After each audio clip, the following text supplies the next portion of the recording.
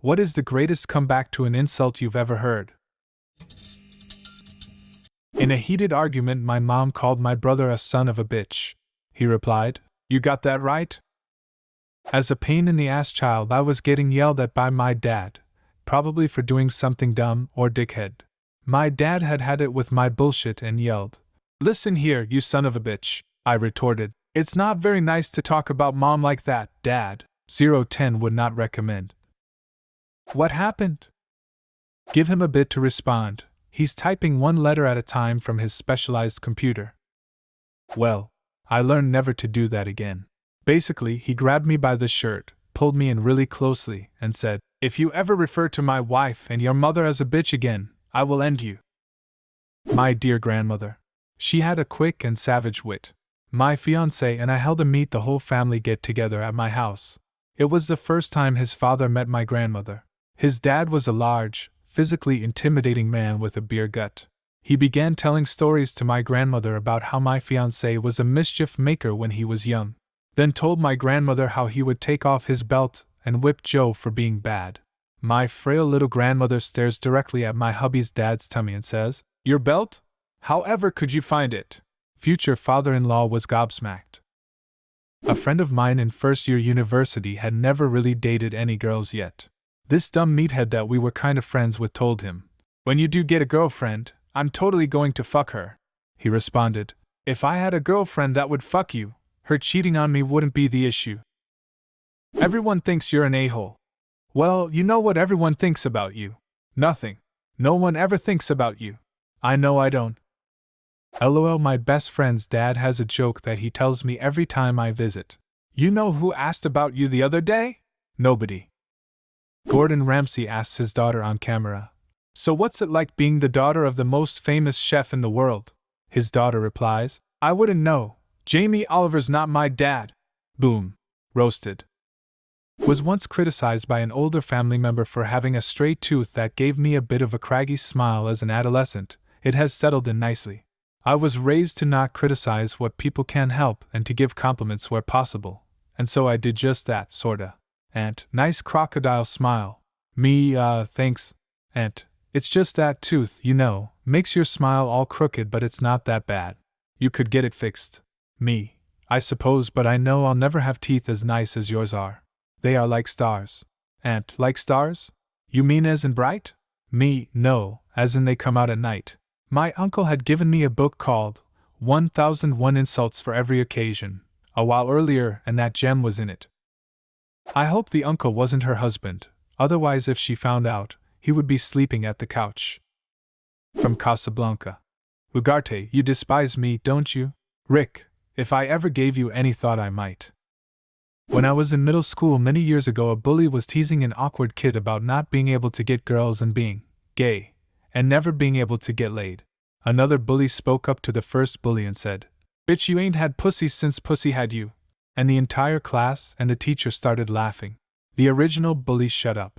Update. Teacher didn't start belly laughing with everyone in the middle of the class. This occurred between classes, as students were coming in. Teacher definitely heard, definitely smiled, and stifled his laugh. "IRC," he said. "Knock it off, boys, time for class to begin." This happened 30 years ago. Bully 1 is a police officer now. Bully 2 is a semi-truck driver. Awkward kid is a mechanical engineer. Ah, the beauty of the food chain. There's always a bigger fish. Random kid, "I bet you can't see your penis in the shower." My friend, "Nope, only your mom's head." A neighborhood kid was picking on my daughter, and she replied with, "I'm sorry you are so sad." Kid just walked away. That's the type of thing that the bully will think about in the shower as an adult. Lunch lady got me in front my whole class. Tuna fish was for lunch. I said, "Tuna fish? I'd rather a shit sandwich." Without missing a beat, this 80-year-old lady fires back, "Wait right there, I can make you one in the back." Needless to say, I went with the tuna. Don't fuck with old people. They have heard a lot of savage stuff. Also, don't fuck with people that make your food. Are you retarded? Why? Are you starting a club? I heard a story once about some girls in an elevator who were insulting some black guy in another language they thought he didn't understand, Hindi I think, specifically commenting on his ugly black face. Apparently the guy waited till the elevator reached his floor, looked at them, and in perfect Hindi said, "Better to have an ugly face than an ugly heart," and left. Winston Churchill is attributed some great ones. Lady Astor, "Mr. Churchill, you're drunk?"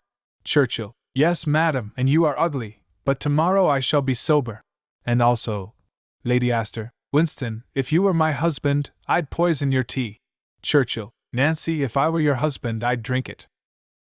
Was jokingly asked out to year 10 formal, prom, in front of whole class by a popular girl who definitely had no interest in me. I without a moment's hesitation say, "No thanks, Lauren, I have standards." Whole class and teacher lost it. Oh man, she had a crush on you for years and finally worked up the courage to ask you to prom just for you to destroy her dreams. That's how movies work anyway. Did she finally let her hair down and take off her glasses?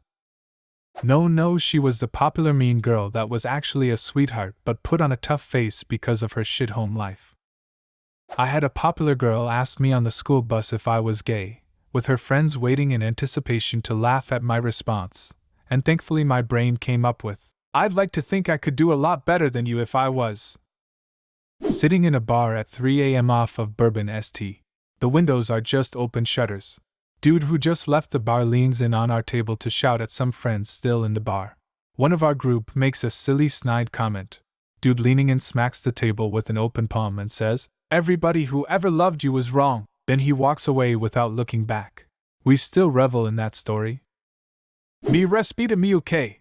E unica riseo que eu neo soto pai porque tua me neo tinha troco piare 20, which roughly means, "Show some respect, boy. The only reason I'm not your dad is because your mom didn't have change for a 20. Who the fuck are you? I'm the guy who does his job, you must be the other guy. Does your ass ever get jealous of the shit that comes out of your mouth?" During my university days, I ran into a friend acquaintance of mine, and I was holding a Green Lantern graphic novel. My friend introduced me to his current girlfriend, and the first thing she says to me while shaking my hand was, "Aren't comic books for kids?" And I replied, "Aren't those a cups for kids?" Honestly, I was in so much shock that someone I just met would say that to me that I replied on instinct. Still my greatest comeback ever. A street hustler is trying to hand out sell CDs and an overweight gentleman walks by and says, "No thanks." Hustler, "If it was a donut, you'd eat it." Tubby, "If it was $1, you'd beg for it." How do you go from calling someone an overweight gentleman to, "Tubby, 2 seconds later, sir"? Character development. I was in first grade and we were on the bus about to go home, and some mean bully yelled at me and it went like this. "Bully, hey, my name, why are you so gay?" Me, "Because I like to copy you." Basua. That was the best comeback I have ever made, and the kid behind me said, "Ha, nice." Then like bros slapped my hand and I felt so cool.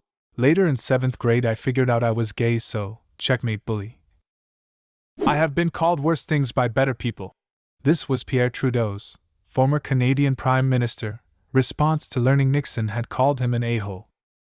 Teacher asks a tough question. "Jimmy," says the correct answer. Karen, "LOL, you're such a nerd."